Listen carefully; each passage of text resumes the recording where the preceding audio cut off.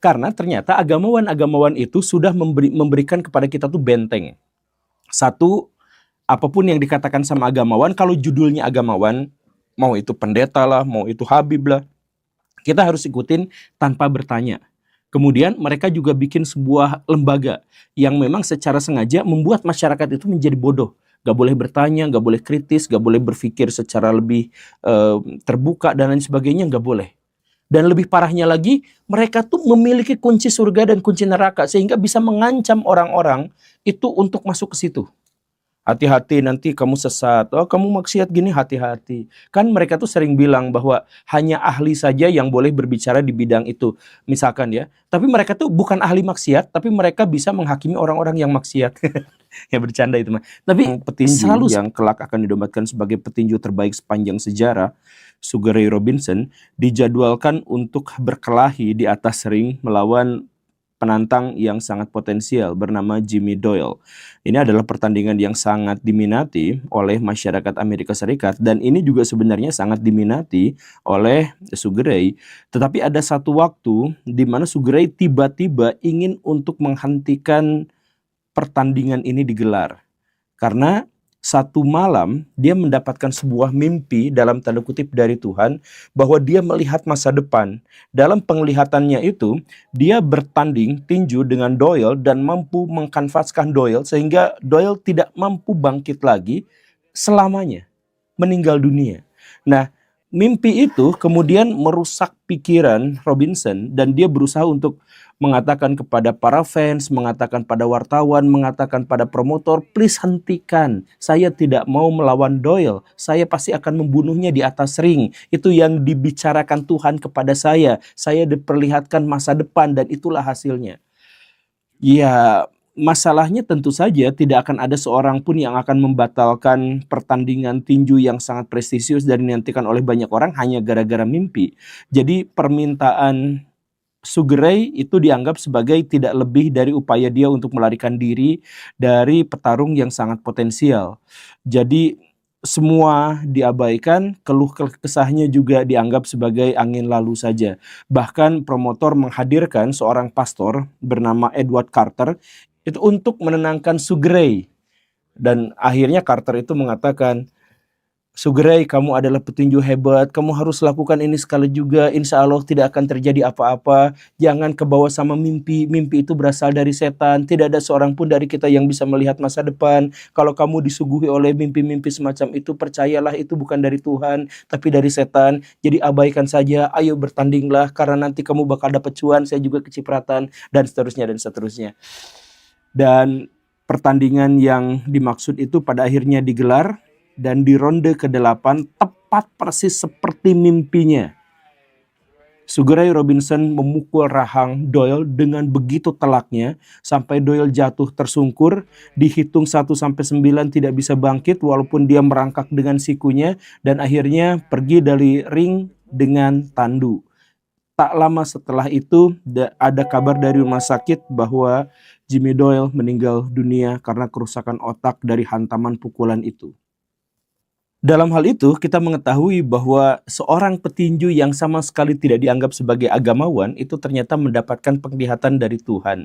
Entah karomah atau apapun, tapi dia mendapatkan itu. Dia mendapatkan sebuah mimpi yang ternyata itu adalah penerawangan tentang masa depan. Sebaliknya, pendeta tadi itu, Pak Carter itu, kenapa dia disebut sebagai pendeta? Kenapa dia disebut sebagai agamawan? Kan dia gagal untuk mencapai pencerahan, gagal untuk dekat dengan Tuhan. Dia tidak mampu memiliki kemampuan spiritual tertentu. Jadi kenapa dia dianggap sebagai seorang pendeta? Coba, menurut Baraya kenapa dia dianggap menjadi seperti itu? Atau contoh yang lain lah, pada tahun 1968, seorang gadis berusia 16 tahun bernama Annalise Michel itu dikabarkan oleh dokter memiliki penyakit dalam tanda kutip yaitu epilepsi yang membuat dirinya itu sering kejang-kejang dan kemudian kadang-kadang juga mengalami delusi atau hal yang semacam itu. Ya sebenarnya vonisnya selesai sampai di situ, tetapi pada waktu itu ada dua orang pastor di Jerman yang mengatakan bahwa kamu tuh bukan epilepsi, kamu tuh kerasukan iblis, ada agares dalam tubuh kamu, jadi kamu harus diruqyah setiap hari. Kamu harus menjalani ritual begini dan begitu setiap saat begini dan sebagainya. Annelies Michel yang seorang religius itu terpapar dengan sugesti itu, dan dia mulai mendiagnosis dirinya sendiri bahwa ya memang selama ini saya tuh ada setan dalam diri saya dan dia berusaha untuk membunuh saya, dan begitu seterusnya. Sehingga Annelies Michel yang ada dalam cengkraman sugesti itu mulai tidak makan, mulai tidak minum, mulai langsung mengalami masa-masa trans berkali-kali. Dia ngaku sebagai Lucifer, dia ngaku sebagai Agares, dia ngaku sebagai Belial dan lain sebagainya. Semua setan disebutkan dan masuk ke dalam dirinya, dan setiap saat itu pula lah dia diruqyah, ada exercise gitu sama gereja Katolik di Jerman itu. Begitu seterusnya sampai dia meninggal dengan cara yang paling menyakitkan. Selama 5 tahun dia jadi gila, tersiksa batinnya, mentalnya, fisiknya. Dia sampai harus diikat di ranjangnya, dia sampai harus, maaf ya, BAB di dalam kasurnya. Padahal dia adalah gadis yang sangat cantik dan berprestasi sebelumnya, tetapi tiba-tiba menjadi rusak seperti itu. Gara-gara apa? Gara-gara psikolog sudah jelas dan tegas menjelaskan bahwa dia itu punya penyakit epilepsi. Gak ada hubungannya dengan setan. Tapi pada waktu itu ada 2 orang spiritualis yang sama sekali tidak mengerti soal spiritual, itu mendoktrin dirinya bahwa dirinya itu kerasukan setan. Dan akhirnya apa? Setelah meninggal, kemudian pengadilan menyatakan vonis penjara kepada 2 pastor itu. Nah, dari 2 kisah ini ada hal yang ingin saya tekankan. Dunia spiritual itu adalah dunia yang ada tetapi tidak bisa kita ukur, tidak bisa kita takar. Dan karena itu, maka sebenarnya orang-orang yang pakar, orang-orang yang ahli di bidang itu juga sebenarnya tidak kita ketahui dengan pasti. Agamawan itu adalah orang-orang yang mengikuti proses-proses tertentu yang material dan duniawi. Tapi karena unsur kebudayaan tertentu, dia dianggap sebagai seorang agamawan yang bisa menjembatani antara masyarakat dengan Tuhan, yang bisa berkomunikasi dengan Tuhan, yang bisa mengerti tanda-tanda yang diberikan kepada Tuhan, dan lain sebagainya. Padahal ya mereka tuh orang bebe aja gitu. Tapi kenapa mereka itu punya otoritas? Ada 2 hal di sini yang bermasalah. Yang pertama, kasus pertama, itu adalah dia bukan seorang spiritualis, tetapi dia memiliki otoritas spiritual yang harus diikuti dan diterima oleh orang lain. Masalah yang kedua bahkan lebih parah lagi. Dia yang seorang spiritualis dan sama sekali nggak ngerti soal psikologi, nggak ngerti sama sekali soal neurologi, nggak ngerti sama sekali soal rekam medis, tetapi dia memiliki otoritas untuk mempengaruhi dan mendiagnosis orang lain bahwa dirinya itu kerasukan. Untuk saja 2 kasus itu terjadi di negara maju sehingga itu tidak menjadi sebuah fenomena. Tapi di negara non jauh di sana, negara yang terbelakang, negara yang tidak maju dan sebagainya, fenomena-fenomena seperti itu tuh adalah fenomena keseharian di mana orang yang sama sekali tidak mengerti tentang Tuhan dan tidak menjalani spiritual tertentu tentang Tuhan itu memiliki otoritas ketuhanan, dan bahwa dia yang sama sekali tidak memiliki pengetahuan dan kesadaran terkait dengan dunia sains itu justru malah dinobatkan sebagai orang yang memiliki otoritas sains gitu. Banyak nih, coba Baraya relate nggak dengan contoh-contoh kasus yang akan saya jelaskan berikut? Kalau Baraya merasakan bahwa apa yang saya sampaikan ini cocok dengan pengalaman Baraya, maka ada kemungkinan Baraya hidup di negara yang miskin dan terbelakang. Ini contohnya ya. Nomor 1, ada orang yang sakit. Seharusnya orang yang sakit itu datang ke dokter dan mendapatkan pelayanan kesehatan yang memadai. Tetapi di negara itu bukan ke dokter, tapi ke dukun atau ke agamawan untuk diruqyah. Oh, kamu nanti gini, dikasih jampi-jampi atau dibekam begini begitu dan sebagainya. Dikasih garam juga misalkan. Dan akhirnya apa? Endingnya adalah bisa aja dia meninggal, cacat permanen, atau sakitnya tidak kunjung sembuh. Mengalami hal yang seperti itu? Oke, itu contoh yang pertama. Yang kedua, ada istri. Dia tuh punya pengalaman, punya masalah keluarga dengan suaminya. Tapi dia bukan curhat ke psikolog, bukan curhat ke psikiater. Dia curhatnya malah ke agamawan. Nanti sama agamawan dikasih, oh ini fikih pernikahan tuh gini. Akhirnya dia tetap terjebak pada pernikahan yang tidak bahagia. Dia mengabaikan pakar sains dan dia malah menyerahkan masalahnya itu kepada pihak yang sama sekali nggak ngerti soal psikologi dan sains. Ada yang seperti itu, ada kasus lagi seperti ini. Ada sebuah negara negara itu sudah menjelaskan bahwa ini dianggap pahlawan nasional, ini dianggap pahlawan nasional, ini dianggap pahlawan nasional, beserta dengan biodatanya. Tapi tiba-tiba muncul seorang agamawan yang mengatakan, oh sebenarnya identitas yang diberikan oleh pemerintah itu palsu, karena yang aslinya itu adalah pahlawan ini tuh beragama anu, pahlawan ini beragama anu, jadi tidak sesuai dengan apa yang dipropagandakan pemerintah kepada kita gitu. Itu jadi agamawan gak ngerti soal sejarah, tapi dianggap sebagai orang yang bisa berbicara dalam konteks itu. Kemudian ada masyarakat yang senang sekali dengan bekerja, giat sekali dalam bekerja. Tiba-tiba muncul agamawan yang dia diakui oleh banyak orang, kemudian mengatakan, untuk apa mengejar dunia? Itu kan cuma sebentar saja. Bayangkan akhirat itu kehidupannya lama sekali. Sedangkan kalian sekarang mengejar-ngejar harta duniawi yang tidak seberapa. Kenapa kalian tidak melakukan tindakan-tindakan yang berhubungan dengan kehidupan setelah kematian? Nah, begitu-begitu. Akhirnya apa? Masyarakat yang produktivitasnya tinggi tiba-tiba langsung jatuh sejak saat itu juga. Dan kemudian ikut ya pada kajian-kajian si agamawan itu untuk menambah pundi-pundi cuan buat si agamawan itu. Apakah ada yang seperti itu? Oke, ada kasus yang lain lagi. Ada seorang anak yang kritis dalam berpikir, dia itu hebat dalam berlogika. Tetapi kemudian datang seorang agamawan yang mengatakan berpikir itu jangan terlalu liar, jangan kritis. Kalau misalkan kamu berpikir seperti itu, nanti kamu seperti kaum itu tuh yang terlalu banyak nanya dan akhirnya gagal untuk memahami agama. Udah, kalau misalkan kamu mendapatkan materi-materi tentang keagamaan, diam saja, ikuti saja, taati saja, jangan membantah. Ya, ikuti saya, gak usah kritis. Bahkan bikin sebuah lembaga yang semua di sana itu gak boleh nanya, gak boleh kritis, gak boleh apa-apa. Bahkan ketika lembaga itu akhirnya juga menghancurkan pendidikan dan peradaban, itu juga masih dibiarkan saja. Karena apa? Karena orang yang tadi tidak memiliki otoritas, gak ngerti psikologi, gak ngerti sains, gak ngerti soal pendidikan, gak ngerti soal manajemen dan sebagainya, tapi malah dianggap sebagai agamawan yang memiliki hak untuk berbicara di bidang itu. Ada nggak yang seperti itu? Atau misalkan ada kasus yang lain lagi. Ada orang yang hidupnya kesusahan luar biasa. Dia tuh terlilit utang.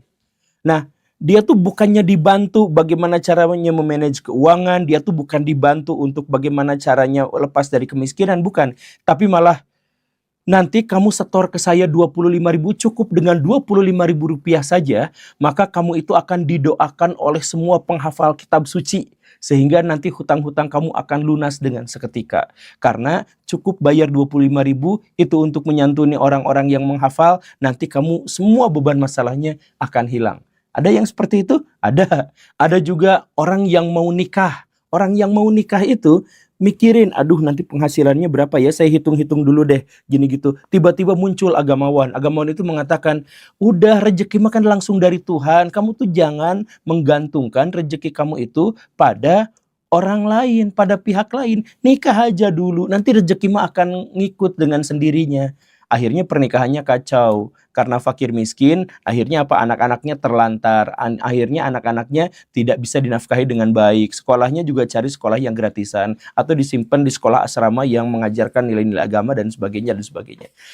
Menurut Baraya relate nggak dengan pengalaman-pengalaman yang tadi seperti itu? Dan pengalaman itu adalah fenomena. Sama seperti kasus yang terjadi pada Sugeng Robinson dan Annelies Michel. Jadi ada orang yang sebenarnya tuh nggak ngerti soal spiritual, nggak bisa berhubungan dengan Tuhan, nggak apa, tapi hanya gara-gara bisa bahasa tertentu, bisa menafsirkan dengan cara tertentu, kemudian menggunakan pakaian yang menjadikan simbol-simbol keagamaan tertentu, maka dia memiliki otoritas untuk menjawab semua masalah. Ada sejarah, ada sains dan lain sebagainya. Dia memiliki otoritas untuk itu, gitu. Ada nggak yang seperti itu? Dan uniknya adalah orang-orang yang semacam itu, walaupun mereka suka mencampuri sains, mencampuri semua bidang pengetahuan, tapi kalau misalkan ada orang lain yang mencampuri agamanya, dia marah-marah. Kamu siapa? Kamu kan nggak ngerti agama. Padahal dia juga nggak ngerti agama, dia nggak mencapai titik spiritual tertentu. Orang dia masih pemarah, dia masih membenci, dia masih provokator, dia masih melakukan tindakan-tindakan yang di luar batas sopan santun. Dia masih melakukan hal seperti itu, tapi ya hanya dengan simbol-simbol tertentu dia diikutin gitu. Ada kan yang seperti itu. Nah, disinilah bahaya dan beratnya. Makanya saya bilang tadi, 2 kasus di awal itu hanya sekedar kasuistis karena terjadi di negara maju. Tapi di negara yang terbelakang, Kasus-kasus seperti itu terjadi setiap hari dan justru malah menjadi sebuah fenomena. Saya berusaha datang ke sebuah negara yang dimaksud itu, ke bangsa yang dimaksud itu. Kemudian saya berikan penjelasan, kalau misalkan ada orang yang spiritual, ada orang yang agamawan yang asli, karakteristiknya nggak mungkin seperti itu. Jadi ayo kita ikut, tapi dihujatnya habis-habisan. Dilemparin batu gitu.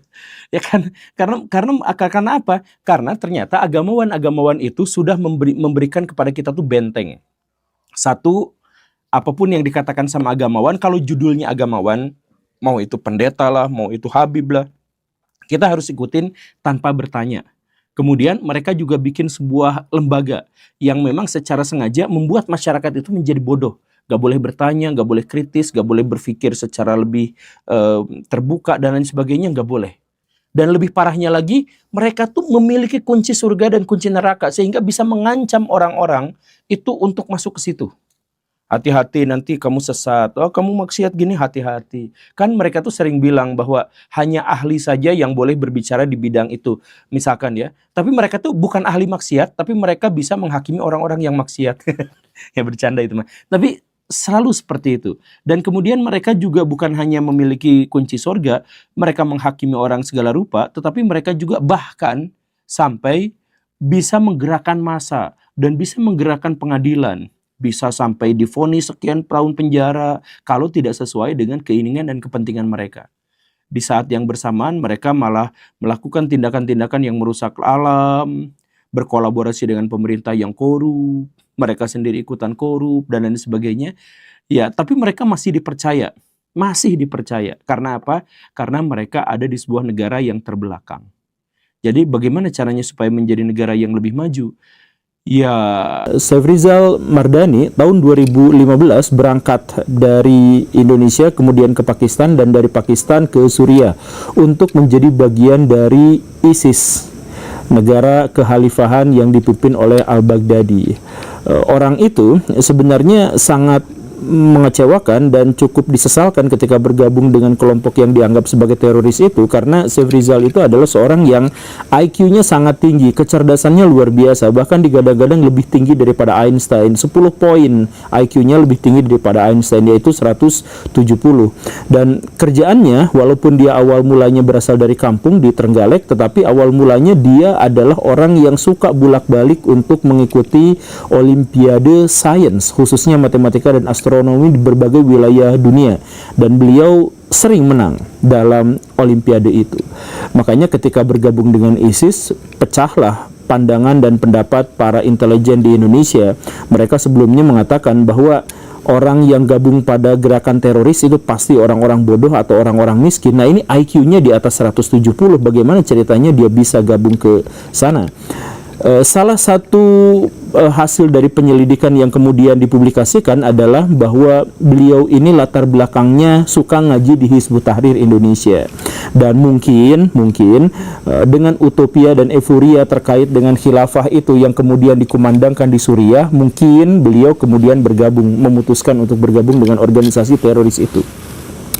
Sebagian dari intelijen di Indonesia kemudian berusaha untuk mencari di mana dia, sampai akhirnya ada sebuah kabar bahwa dia kehilangan satu kakinya dalam sebuah pertempuran di Suriah, tetapi beliau masih selamat, kabur ke wilayah Afrika Utara. Di Afrika Utara kemudian dikejar-kejar, dicari-cari juga tidak ditemukan, tetapi ada kabar kemudian dari sebuah penjara yang menyebutkan bahwa Syafrizal telah meninggal dunia gara-gara ketinggalan, kan karena kakinya sudah tinggal satu, kemudian dalam sebuah pertempuran pasukannya dikalahkan dan harus ditarik mundur. Dalam proses penarikan mundur itu, karena kakinya cuma satu, dia tidak bisa menyusul rekan-rekannya, ditinggalkan, dan kemudian dia kabarnya tidak diketahui lagi. Sungguh sangat ironi dan sungguh sangat menyakitkan mengingat bahwa orang-orang di Indonesia yang jenius itu cukup banyak, tetapi kalau tidak jadi korban politik malah jadi anggota teroris. Kok bisa seperti itu? Dan apakah ini gara-gara dia adalah muslim? Nah, di episode ini saya mohon Baraya bersiap-siap untuk minum pil pahit, tapi ini justru adalah menjadi obat. Ini edisi atau ini adalah episode yang terkait dengan kenapa kaum muslimin banyak sekali terlibat dengan aksi terorisme di seluruh dunia. Simak videonya sampai tuntas, yuk kita bahas.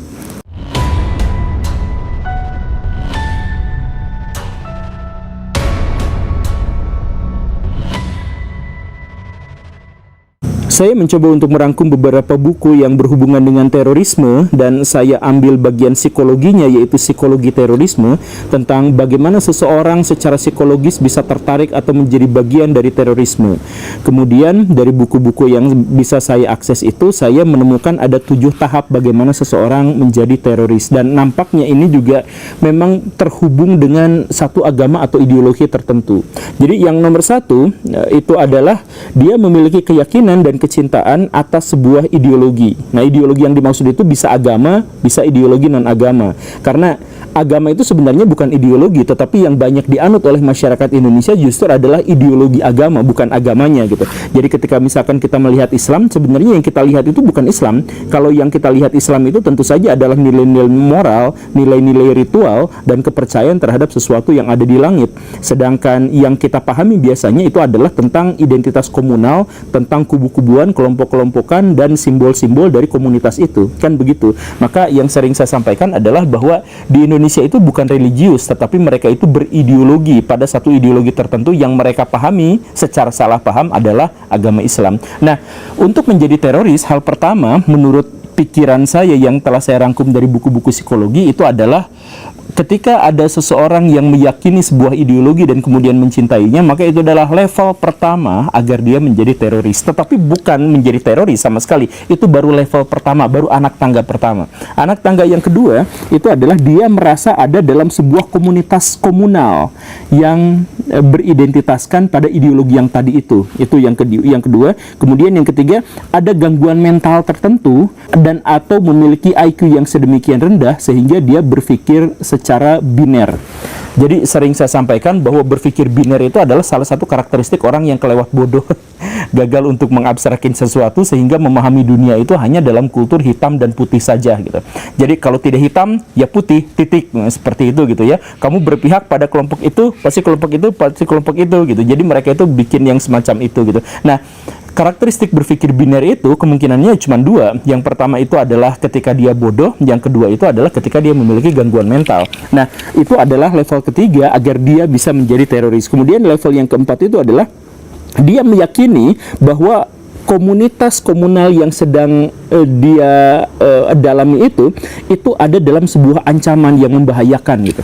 Jadi ketika dia misalkan merasa dalam sebuah ideologi, misalkan ideologi komunis atau ideologi Islam atau ideologi apa, nah dia merasa bahwa ideologi Islam atau komunis dan sebagainya itu sedang ditekan, sedang dibully, sedang diintimidasi oleh entitas yang lebih besar atau komunitas yang lebih kuat.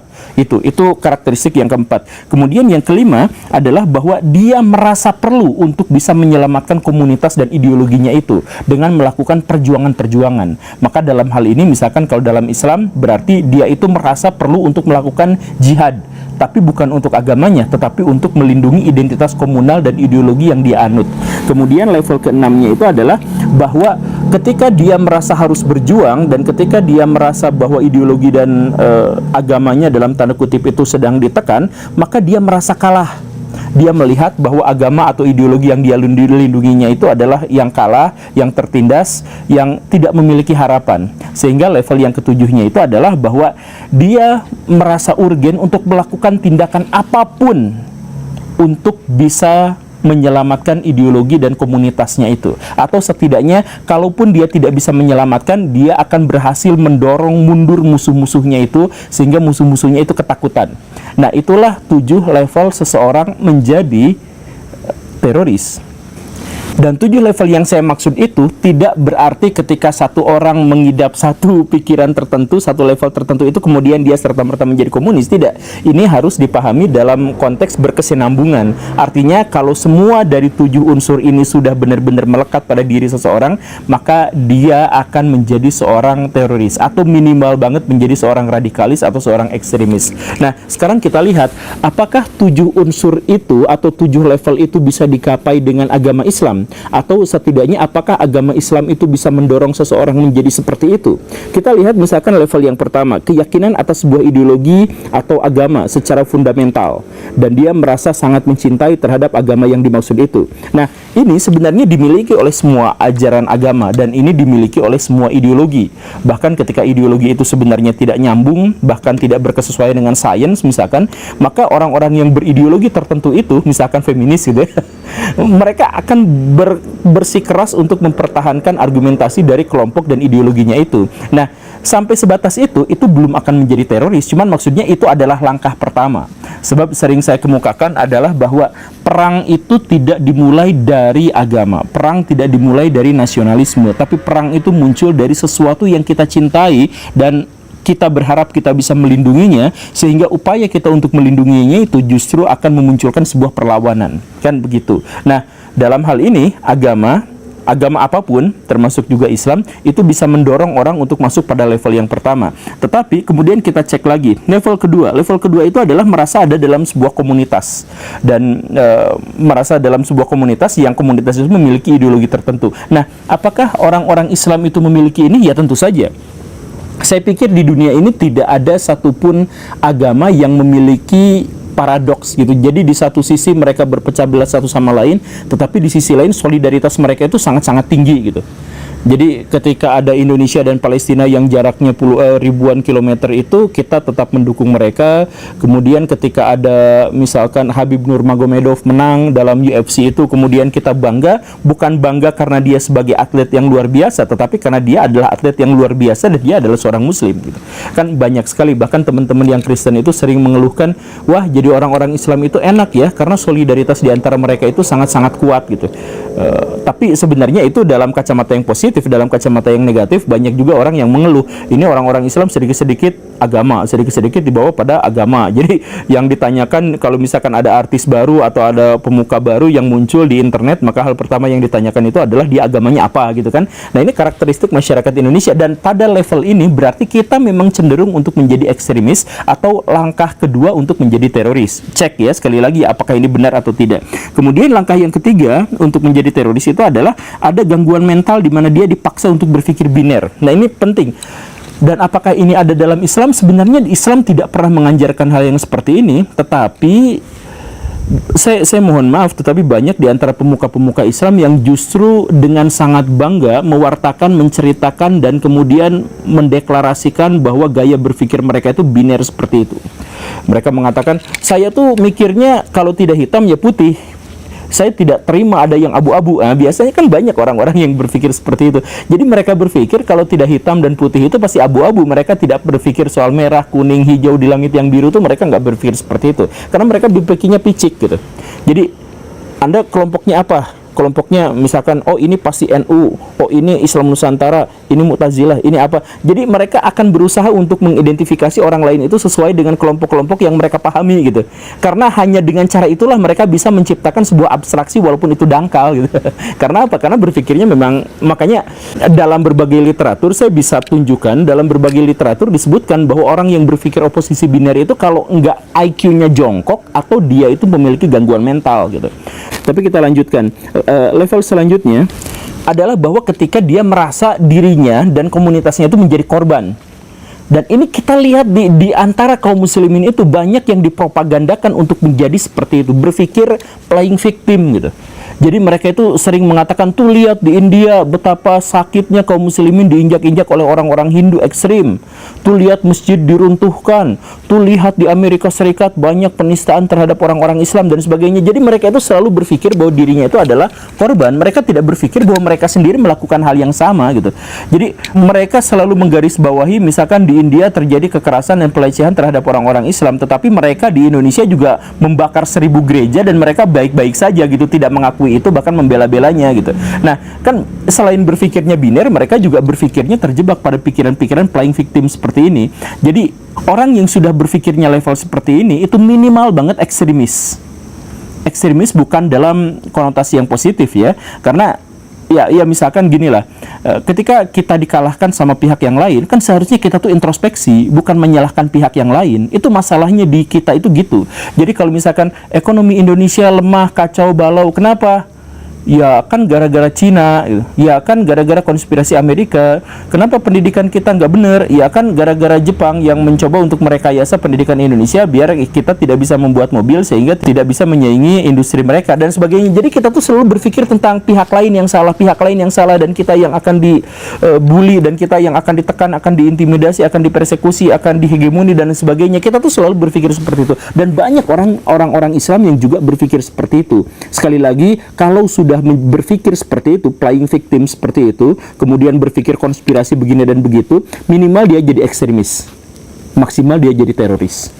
Makanya level keempat ini sudah menjadi batasan yang sangat-sangat mengerikan. Oke, tapi kita lanjut lagi. Level kelimanya itu apa? Level bahwa dia harus melakukan perlawanan. Nah, ini juga penting. Jadi sebenarnya kan kita harus membedakan, khususnya di negara yang demokrasi ya, demokratis gitu. Kita harus membedakan mana otoritas sipil dan mana otoritas militer. Harusnya seperti itu. Jadi ada orang sipil yang memang membangun peradaban, membangun kebudayaan dan sebagainya, tapi ada orang yang harus melindungi itu yang disebut sebagai militer. Dan mereka ada dua ranah dan kebiasaan dan atmosfer yang tentu saja sangat berbeda. Sipil fokusnya untuk membangun, militer fokusnya untuk menghancurkan lawan, dan seterusnya dan seterusnya. Nah, tetapi orang yang sudah menuju tahap terorisme dari ekstremisme itu berpikir bahwa dirinya itu adalah milisi. Dirinya mau tentara atau bukan, dirinya itu mau ditunjuk sama negara atau bukan, dirinya tetap berpikir bahwa dirinya adalah orang yang harus menjadi pahlawan, orang yang harus melakukan perlawanan sampai tetes darah penghabisan, bahkan ketika dirinya harus mati pun gak jadi masalah. Doktrin yang seharusnya diterima oleh orang-orang militer, tetapi sama dia secara sporadis diterima. Nah, inilah latar dari orang-orang yang menjadi teroris itu. Kemudian yang level ke-6-nya itu adalah justru setelah dia melakukan perlawanan, dia putus asa, dia merasa kalah, dia merasa tidak bisa apa-apa. Dia ngelawan Amerika Serikat yang luar biasa besar, ngelawan Yahudi yang luar biasa teknologinya, melawan negara-negara yang mereka pikir itu menjadi musuh, tetapi dia tidak bisa melakukan perlawanan. Nah, dia kecewa, dia putus asa. Dia nggak berpikir soal, kan seharusnya gini ya, kalau kita kalah oleh Amerika Serikat dalam persenjataan, ya udah kita ciptakan teknologi persenjataan. Kalau misalkan kita kalah sama Israel misalkan oleh media-media massa mereka, maka kita harus bikin sebuah media massa yang juga keren, yang bisa mengimbangi mereka. Kan orang yang berpikir logis dan normal itu seperti itu. Tapi teroris itu nggak berpikir seperti itu. Teroris itu berpikir, setiap saya dikalahkan dan memang faktanya seperti itu, maka saya harus melakukan perlawanan secara militer, secara fisik, atau berdarah-darah, atau yang semacam itu. Dan karena itu jelas salah, maka dia langsung akhirnya menjadi putus asa. Dan level berikutnya yang ketujuh adalah dia siap melakukan tindakan apapun. Ini beneran apapun, selama dia bisa menunjukkan keberpihakannya pada ideologi yang dia maksud. Nah, dari 7 tahapan itu, saya tanya kepada Baraya, apakah 7 tahapan itu banyak digaungkan, bahkan banyak diwartakan oleh para ulama-ulama Islam? Apakah ulama Islam banyak yang mengajarkan oposisi biner dalam berpikir? Iya. Apakah banyak di antara orang-orang Islam itu ustadz-ustadznya yang mengajak orang untuk lakukan perlawanan dengan cara apapun begitu, tetapi mereka tidak berani melawan secara akademik, tidak mau membangun peradaban, jadi tidak mau bikin apa-apa, pokoknya hanya pengen jalan yang praktis saja. Jalan praktis misalkan ngebom cepat sudah selesai gitu kan. Jalan praktis itu adalah kalau misalkan kita kalah dalam peradaban, ya udah kita hatamkan Quran, ya udah kita berdoa dan sebagainya. Semua penjelasan-penjelasan putus asa itu diterima. Apakah benar seperti itu? Nah, itulah pada akhirnya yang menyebabkan di dunia Islam banyak sekali orang-orang yang bisa didoktrin dengan sangat mudah dengan doktrin-doktrin terorisme. Karena secara psikologis sudah banyak sekali orang-orang yang justru malah berkecimpung dan secara sengaja dicuci otaknya untuk menjadi teroris dengan level psikologi yang seperti itu. Ya, Baraya, saya mohon maaf ya, sekali lagi ini adalah pil pahit. Jadi bukan hanya sekedar untuk diakui, tapi ayo kita selesaikan masalah ini, ayo kita lakukan counter terhadap hal-hal yang seperti ini. Kalau Baraya merasa bahwa diri saya adalah seorang muslim yang percaya bahwa Islam adalah satu-satunya agama yang benar misalkan, dan kemudian karena itu saya akan melakukan pembelaan apapun terhadap Islam. Nah, kalau misalkan sudah seperti itu, ya udah silahkan jihad. Tapi jihadnya itu yang benar-benar terukur. Jihadnya itu adalah, ayo kita bangun ilmu pengetahuan yang sangat luar biasa, ayo kita bangun peradaban, ayo kita bangun ilmu pengetahuan dan teknologi, manufaktur, kita bangun sistem keuangan, kita bangun segala rupa itu. Nah, proses itu lama. Jangan ambil jalan praktis. Gak ada masuk surga tuh praktis ya, Baraya. Walaupun meledakan tiba-tiba langsung dia jadi dapat bidadari 72 ya enak banget kalau seperti itu ya.